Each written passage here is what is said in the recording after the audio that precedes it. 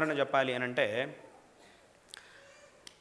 వెనకటి కాలంలో ఉదయనాచార్యుల వారు అని ఒక ఆయన ఉండేవారు. ఉదయనాచార్యులు అని ఒక ఆయన ఉండేవారు. ఆయన వైశేషిక న్యాయ దర్శనాల్లో చాలా పెద్ద మనిషి. వైశేషిక దర్శనం అంటే ఆయన అన్ని శాస్త్రాలు అన్నీ ఉపాసన పట్టినవాడే ఆయన. అందులోనూ వైశేషిక న్యాయశాస్త్రాల్లో దర్శనాల్లో ఆయన విశేషమైనటువంటి గ్రంథాలని రాశారు. అందుకే ఈ వైశేషిక దర్శనం న్యాయ దర్శనానికి సంబంధించినటువంటి గ్రంథాల్లో ఎక్కడ నేరుగా ఆయన పేరుని చెప్పరు. ఆచార్యాహ అనే పదాన్ని మాత్రం గ్రంథకారులందరూ వాడతారు. ఆచార్యులు అన్నారంటే అది ఉదయనాచార్యులు అనే లెక్క. ఇప్పుడు లోకంలో కొన్ని చోట్ల ప్రెసిడెంట్ గారు అంటూ ఉంటారు. ప్రెసిడెంట్ గారు అంటే ఆయనే, మళ్ళీ ఇంకా పేరు చెప్పాల్సిన అవసరం లేదు. చైర్మన్ గారు అంటే ఇంకా మళ్ళీ అక్కడ ప్రత్యేకంగా పేరు చెప్పాల్సిన అవసరం లేదు. అదే రకంగా ఇక్కడ కూడా న్యాయ గ్రంథాల్లో, న్యాయశాస్త్రం వైశేషిక శాస్త్రం యొక్క గ్రంథాల్లో ఎక్కడైనా ఆచార్యులు అనే పదం వచ్చిందంటే అది ఉదయనాచార్యులు వారు అని లెక్క. కాబట్టి ఈ పండితులందరూ కూడా ఆయనకు అంత పెద్ద స్థానాన్ని ఇచ్చారంటే అంత మహాత్ముడు ఆయన ఉదయనాచార్యులు వారు. ఆయన న్యాయకుసుమాంజలి అనే ఒక గ్రంథాన్ని రచించారు. ఈ గ్రంథంలో ఆయన అనేక విషయాల్ని చెప్పారు. ప్రధానంగా భగవంతుడి యొక్క అస్తిత్వాన్ని స్థాపించి, అస్తిత్వాన్ని ప్రతిపాదన చేసి, భగవంతుడు ఉన్నాడు అనేటటువంటి విషయాన్ని ప్రధానంగా ప్రతిపాదన చేసి నాస్తికులందరినీ కూడా ఆయన ఖండన చేశాడు. ఈ అస్తిత్వాన్ని స్థాపించే ప్రయత్నంలో ఆయన ఎన్నో ప్రమాణాలని చూపించారు. ఆ భగవంతుడు ఉన్నాడు అనేటటువంటి విషయాన్ని చెప్పడానికి యుక్తికంగా సయుక్తికంగా ఎన్నో విషయాల్ని ఆయన ఈ గ్రంథంలో ప్రతిపాదన చేశారు. అది చాలా ప్రౌఢమైనటువంటి గ్రంథం. ఆ గ్రంథాన్ని చదవాలంటే దానికంటే ముందు ఎన్నో గ్రంథాలని చదివి ఉండాలి. చదివితే మాత్రం అది అర్థం అవుతుంది. అటువంటి ప్రౌఢమైన గ్రంథాన్ని రచించారు. దాంట్లో ఆయన మొత్తం నిరూపణ చేసి చివరికి ఒక మాట చెప్పారు.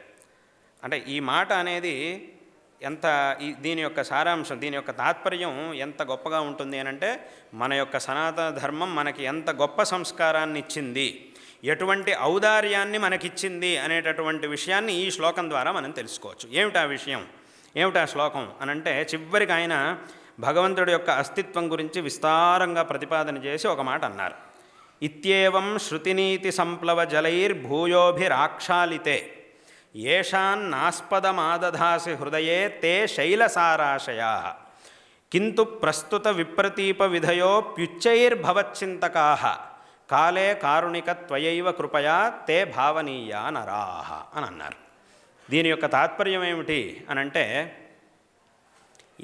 ఆయన ఈశ్వరుని గురించి ఈ మాట అంటున్నారు, భగవంతుడితో ఈ మాట అంటున్నారు ఆయన అంటూ ఈ గ్రంథాన్ని. ఏమిటి దీని యొక్క తాత్పర్యం అంటే, పరమేశ్వరుడా, ఈ గ్రంథంలో ఎంతో విస్తారంగా ఎన్నో ప్రమాణాలని చూపించి నీ యొక్క అస్తిత్వాన్ని నేను నిరూపణ చేసి ఉన్నాను, ప్రతిపాదన చేశాను.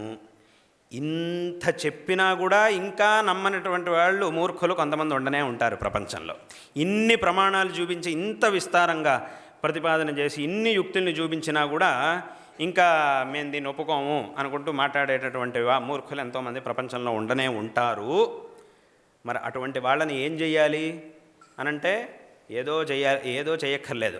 అటువంటి వాళ్ళకు కూడా కాస్త వచ్చే భవిష్యత్తులో అయినా వాళ్ళకి మంచి బుద్ధిని ప్రసాదించి, వాళ్ళకి కూడా నీ యొక్క తత్వాన్ని తెలుసుకునే ఆ యోగ్యతని ప్రసాదించు, వాళ్ళని కూడా నువ్వే కాపాడు అని చెప్పి ముగించారు.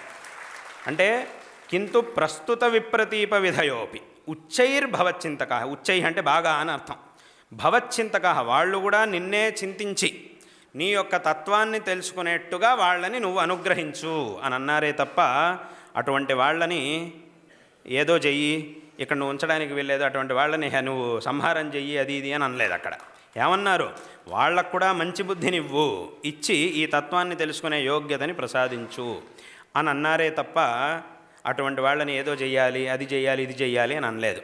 ఇటువంటి మాట అంటే ఏమిటి, ఎవరైతే నేను ఇన్ని యుక్తులతో ఇంత విస్తారంగా తత్వాన్ని, నీ యొక్క తత్వాన్ని ఉపదేశించినా కూడా ఒప్పుకోవడానికి తయారుగా లేరో, వాళ్ళని కూడా మంచి బుద్ధిని ప్రసాదించి అనుగ్రహించు అనేటటువంటి మాటని చెప్పినటువంటి వ్యక్తి అనంటే అది మన సనాతన ధర్మానికి చెందినటువంటి వ్యక్తి మాత్రమే. వేరే ఎవ్వరూ కూడా నా ప్రకారం, బహుశా నేను చూసిన దాంట్లో వేరే అంటే ఈ ధర్మం కానటువంటి వాళ్ళు ఎవరిలోనూ ఇటువంటి మాటను నేను ఎక్కడా చూడలేదు. సామాన్యంగా నేను ఎక్కడైనా చూడలేదు. మీరు ఎవరైనా చూసుంటే నాకు చెప్పచ్చు ఆ విషయాన్ని. అంటే ఏమిటి మేము చెప్పినటువంటి దాన్ని ఎవరు ఒప్పుకోవట్లేదో వాళ్ళకు కూడా మంచి బుద్ధినిచ్చి మేము చెప్పేదాన్ని తెలుసుకునేట్టుగా అనుగ్రహించు అని వాళ్ళెప్పుడు కూడా వాళ్ళ దేవుణ్ణి అడిగినట్టు ఎక్కడా కనబడదు మనకి, అట్లా ఎక్కడా లేదు. కానీ మన పూర్వీకులు అట్లా అడిగారు. ఎవరైనా సరే, అంటే ఏమిటి యథావత దీని యొక్క తాత్పర్యం ఏమిటి? ఎవరైనా సరే ఏదో వాడి ప్రారంధ కర్మ వల్ల ఆ మార్గంలోకి వెళ్ళాడు, తప్పు మార్గంలోకి వెళ్ళాడు. కానీ అలాగని వాడిని కూడా వదిలేయకుండా కాస్త వాడికి కూడా మంచి బుద్ధినిచ్చి మళ్ళీ సరైన మార్గంలోకి తీసుకురండి అని ఆయన అన్నారు. కాబట్టి ఇది ఆ సనాతన ధర్మం యొక్క సంస్కారం. అది దీంట్లో ఈ శ్లోకంలో మనకి ఆ సంస్కారం అనేది ఈ శ్లోకం మనకి తెలియజేస్తూ ఉన్నది. ఈ శ్లోకం ద్వారా మనకి అవగతం అవుతూ ఉన్నది. అందుకే ఆయనే అక్కడే ఇంకొక మాట అంటారు, thanks for watching. Please comment, like, share and subscribe our channel.